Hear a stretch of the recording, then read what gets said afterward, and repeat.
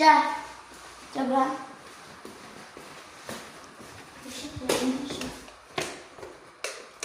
Dayandır. İndi elə aksiliklər oluşuyor. Burası da mesela mətbəx zaten. Salon mətbəxdir. Gel bura. Gel. Bu da hamamdır.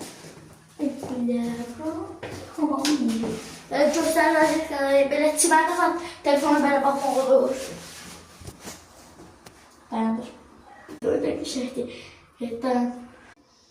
Telefon var. Bak şimdi göstərir. Gel. Sen kameraman bir daha arkaya git. Dayandır. Sen nasıl tarifi? Buranı göstermek istedim. Lay lay lay lay lay. Tıgırdım da şeyi miydi seni? Tıgır. En zannedelim bizi.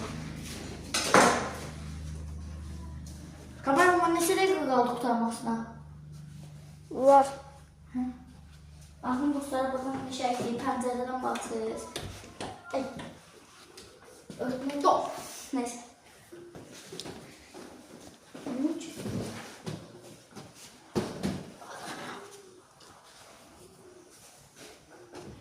Gel buradan da olsa.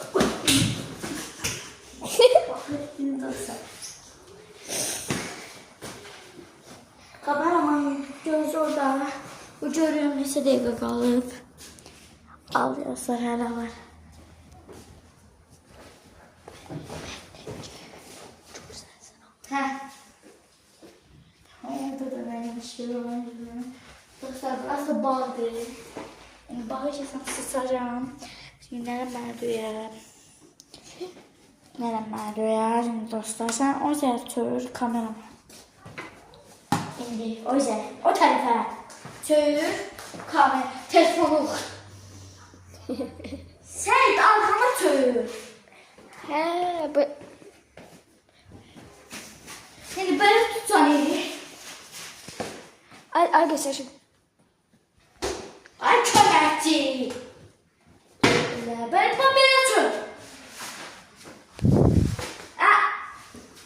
Ama sen şimdi böyle duracak mısın?